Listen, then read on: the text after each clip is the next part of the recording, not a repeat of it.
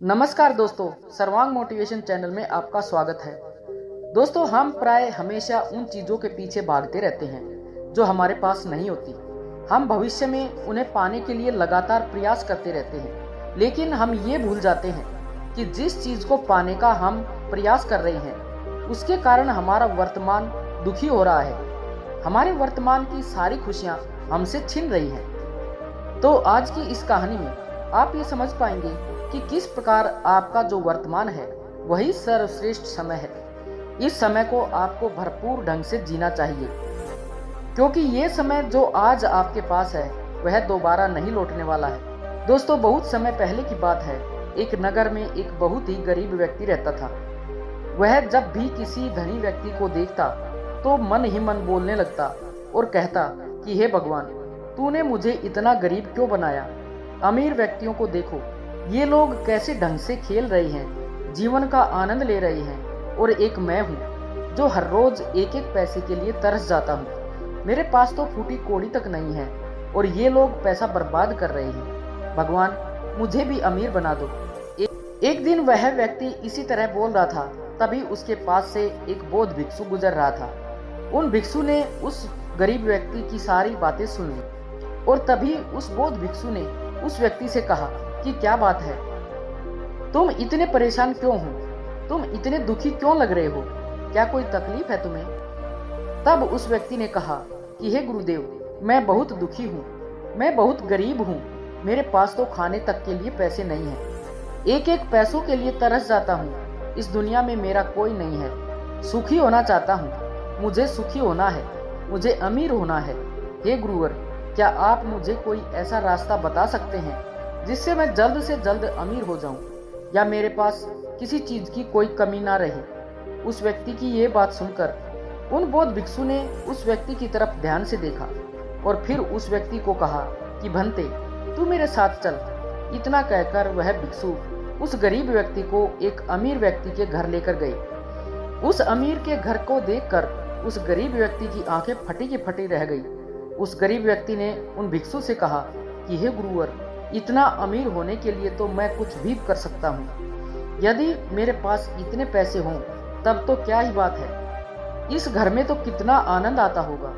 तभी वह भिक्षु मुस्कुराने लगे और उस गरीब व्यक्ति से कहने लगे कि इसीलिए तो मैं तुम्हें यहाँ पर लाया हूँ। इतना कहते हुए भिक्षु उस व्यक्ति को उस घर के मालिक के पास ले गए और उनसे कहा कि तुम्हारे पास तो इतनी धन दौलत है, इतना आलीशान घर है और सारे ऐशो आराम है, क्या तुम सुखी हो। तभी व्यक्ति जरा सा मायूस होकर उन बौद्ध भिक्षु से कहता है कि हे गुरुवर, कैसा सुख, केवल धन दौलत होने से सुख तो नहीं आ जाता। मैं तो जन्म से ही अंधा हूँ और एक अंधे के जीवन में सुख कैसा। सुखी तो वे लोग हैं जिनके पास आंखें होती हैं, जो लोग इस संसार को देख पा रहे हैं, इसकी खूबसूरती को आंख भर के निहार पा रहे हैं। हे गुरुवर, मैं तो बस इतना ही चाहता हूँ कि केवल मुझे कुछ पलों के लिए ही सही, लेकिन इस संसार को देखने का मौका प्राप्त हो। मैं कम से कम एक बार अपने माता पिता, अपने रिश्तेदारों को देख सकूं, और इसके लिए चाहे मुझसे मेरी कोई पूरी दौलत ही क्यों न ले ले, मैं देने के लिए तैयार हूँ। मैं इतना दुखी हूँ जितना दुखी और कोई नहीं हो सकता। हे ईश्वर, आपने मुझे अंधा क्यों बनाया। तभी उन बौद्ध भिक्षु ने उस गरीब व्यक्ति की ओर इशारा करते हुए कहा कि तुम्हारे पास एक बहुत दिग्गज अवसर है। यदि तुम चाहो तो केवल अपनी आंखें देकर तुम इस धनी व्यक्ति की सारी धन दौलत ले सकते हो और उसके बाद तुम भी अमीर बन जाओगे, तुम भी सुखी हो जाओगे, तुम्हें तुम्हारा सुख मिल जाएगा और इस अंधे व्यक्ति को उसका सुख प्राप्त हो जाएगा। तभी वह गरीब व्यक्ति कहता है कि नहीं नहीं गुरुजी, आप ये क्या कह रहे हैं, बिना आंखों के मैं अमीर होकर क्या करूंगा। नहीं गुरुजी, मैं अपनी आंखें नहीं दूंगा। तभी वह बौद्ध भिक्षु उस गरीब व्यक्ति से कहते हैं कि एक बार फिर से सोच लो, इतना अच्छा अवसर तुम्हें दोबारा नहीं मिल पाएगा। तभी वह गरीब व्यक्ति कहता है कि यदि आपके पास कोई और मार्ग है तो बताइए, अन्यथा मैं अपने घर चलता हूँ। तभी वह भिक्षु उस युवक से कहते हैं कि ठीक है, यदि तुम अपनी आंखें नहीं देना चाहते हो तो कोई बात नहीं, हम कोई और रास्ता निकाल लेते हैं। तभी वह बौद्ध भिक्षु उस व्यक्ति को एक और धनी व्यक्ति के घर ले जाता है। इस धनी व्यक्ति का घर पहले वाले धनी व्यक्ति से और भी ज्यादा बड़ा है। ये देखकर वह गरीब व्यक्ति कहता है कि अरे, इतना आलीशान घर मैंने तो आज तक नहीं देखा। तभी वह बौद्ध भिक्षु उस गरीब व्यक्ति को उस धनी व्यक्ति के पास ले जाते हैं और उस धनी व्यक्ति से कहते हैं कि आप तो बहुत सुखी होंगे, आपके पास इतना आलीशान घर है, इतनी धन दौलत है, सारे ऐशो आराम है, आपको तो किसी चीज की कोई कमी नहीं है, आप अवश्य ही बहुत सुखी होंगे। तभी वह धनी व्यक्ति मायूस होकर उन बौद्ध भिक्षु से कहता है कि आप ये कैसी बातें कर रहे हैं, आप तो जानते हैं कि मेरे दोनों हाथ काम नहीं करते, मैं अपाहिज हूँ। ये जो इतनी धन दौलत आप देख रहे हैं, इसे देकर भी मैं अपने हाथ वापस नहीं ला सकता, तो ऐसे में ये धन दौलत मेरे किस काम की। इससे तो अच्छा होता कि ईश्वर ने भले ही मुझे गरीब बनाया होता, लेकिन कम से कम मेरे दोनों हाथों को सही बना देते। ना जाने भगवान ने मुझे क्यों अपाहिज बना दिया। जितना दुखी मैं हूँ उतना दुखी और कोई नहीं होगा। तभी एक बार फिर उन बौद्ध भिक्षु ने उस गरीब व्यक्ति की ओर इशारा करते हुए कहा कि भंते, तुम्हारे पास एक और मौका है। यदि तुम चाहो तो अपने दोनों हाथ देकर इस अमीर व्यक्ति की सारी दौलत ले सकते हो। क्या कहते हो? क्या तुम तैयार हो? और अब की बार तो तुम्हें आंखें भी नहीं देनी होंगी, तुम्हारी आंखें तुम्हारे साथ ही रहेंगी। तभी वह व्यक्ति उन बौद्ध भिक्षु से कहता है कि अरे महाराज, आप ये क्या कह रहे हैं? एक अपाहिज होकर मैं इस धन दौलत का क्या करूंगा? क्या आपके पास कोई ऐसा अमीर व्यक्ति नहीं है जिसका पूरा शरीर भी स्वस्थ हो और उसके पास बेशुमार धन दौलत भी हो? तभी वह बौद्ध भिक्षु उस व्यक्ति को तीसरे अमीर व्यक्ति के पास ले जाते हैं। उस अमीर व्यक्ति के पास उसका अपना महल था। ये देखकर वह गरीब व्यक्ति उन बौद्ध भिक्षु से कहता है, ये तो अवश्य ही बहुत सुखी होगा, इसके पास तो इतना आलीशान महल है, इसके पास तो इतनी सारी धन दौलत है, ये जरूर ही बहुत खुश होते, ये अवश्य ही बहुत खुश रहते होंगे, इनका जीवन तो आनंद में होगा।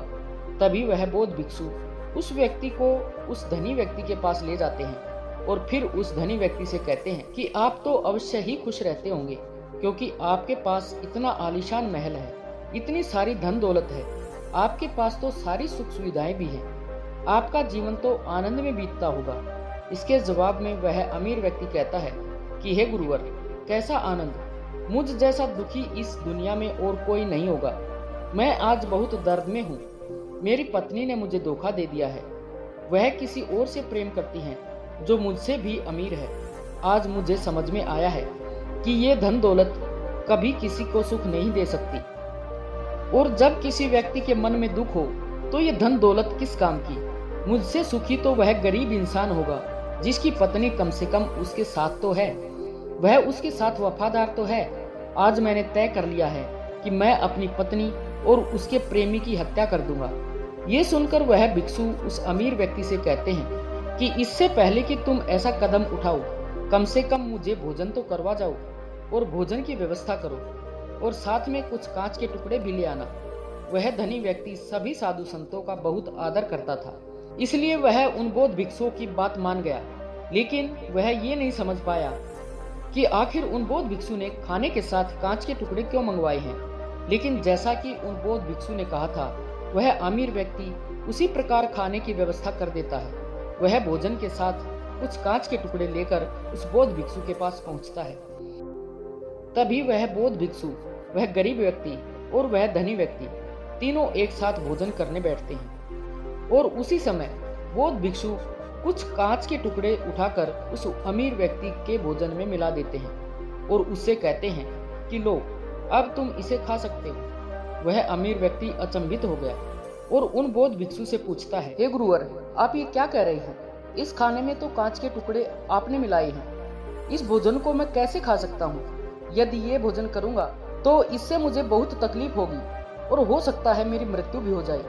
तभी वह भिक्षु मुस्कुराने लगे और उस अमीर व्यक्ति से कहते हैं कि तुम्हें ये बात तो समझ में आ गई, लेकिन तुम्हें ये बात समझ नहीं आई कि अगर इस भोजन को खाना है तो इस भोजन के कांच के टुकड़ों को तुम्हें निकालकर अलग करना ही होगा, तभी ये भोजन तुम्हारे खाने योग्य बनेगा, और तब ये भोजन तुम्हें कोई तकलीफ नहीं देने वाला बल्कि तुम्हें सुख ही प्रदान करेगा। इस पर वह अमीर व्यक्ति अचरज में उन बौद्ध भिक्षु से कहता है कि हे गुरुवर, आखिर आप क्या कहना चाहते हैं। तभी वह बौद्ध भिक्षु उस अमीर व्यक्ति से कहते हैं कि ऐसे लोग जो कांच के टुकड़े के समान हैं, यदि तुम उनके साथ चिपके रहोगे तो तुम्हें दर्द तो अवश्य ही होगा। जिस प्रकार यह कांच का टुकड़ा मिला हुआ भोजन तुम्हें दर्द प्रदान करेगा, इसलिए इसका समाधान तो यही है कि तुम इन कांच के टुकड़ों को भोजन से अलग कर दो और जो है उस पर ध्यान दो।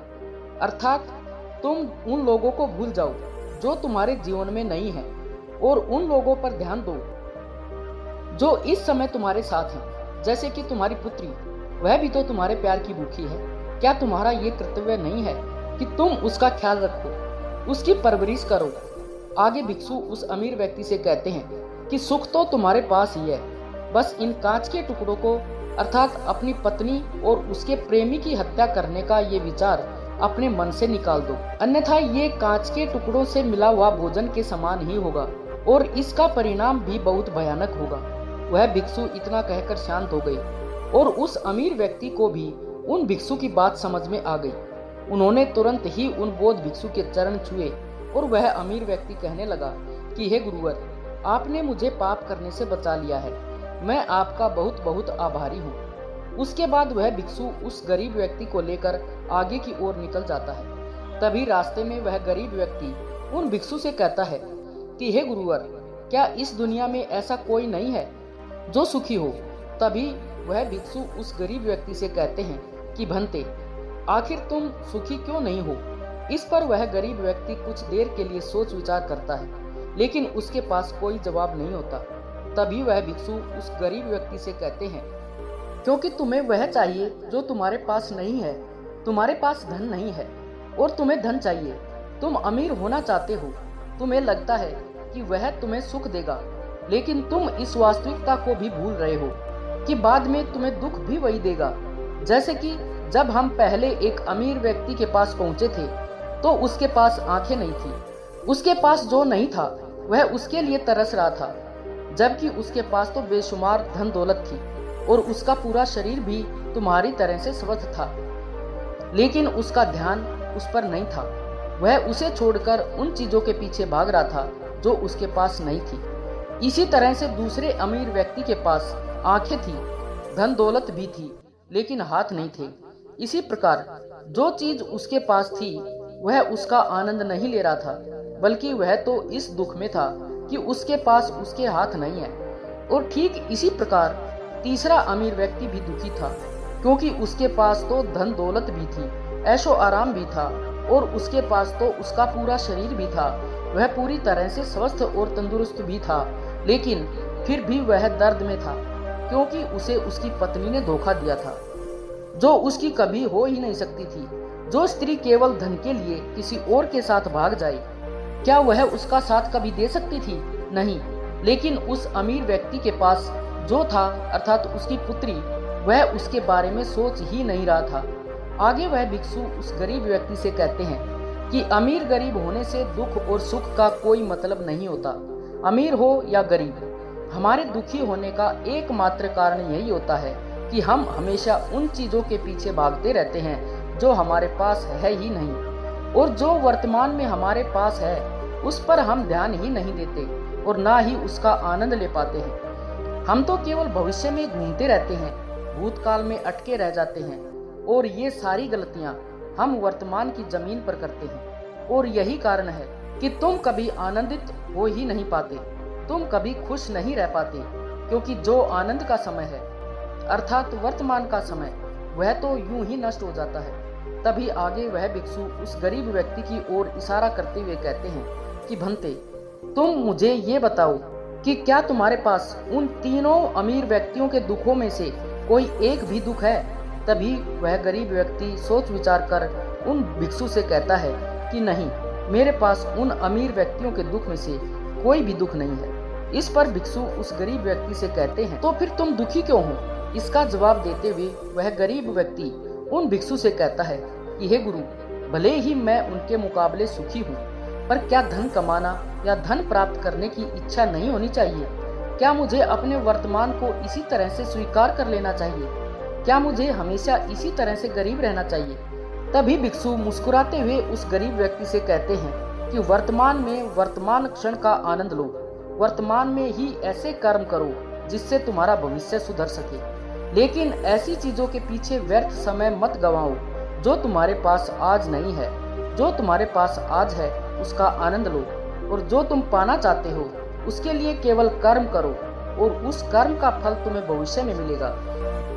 यानी इसकी चिंता में भी मत रहना, क्योंकि यदि तुम इसकी चिंता में रहोगे तो कभी सुखी नहीं रह पाओगे, भले ही हालात कितने भी बुरे क्यों ना हो। केवल अपने आज पर ध्यान दो और अपने कर्म मन लगाकर करो। इतना कहकर वह भिक्षु शांत हो गई, और गरीब व्यक्ति को भी उन बोध भिक्षु की बात अच्छी तरह से समझ आ चुकी थी। वह ये समझ चुका था कि अब से उसे अपने वर्तमान पर ध्यान देना है, उसे अपने वर्तमान को सुधारना है। उसके बाद उस गरीब व्यक्ति ने उन बौद्ध भिक्षु को प्रणाम किया और वापस अपने घर लौट आया।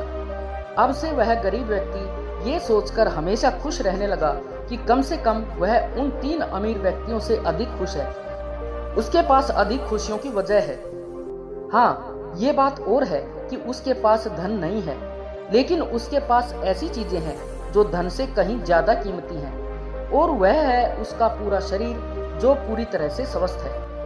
दोस्तों, आशा है कि ये कहानी सुनने के बाद आपके जीवन में अच्छे बदलाव आएंगे। इस वीडियो से आपने क्या सीखा कमेंट करके जरूर बताएं, और अगर कहानी अच्छी लगी हो तो वीडियो को लाइक व शेयर करें, और चैनल को सब्सक्राइब करना ना भूलें।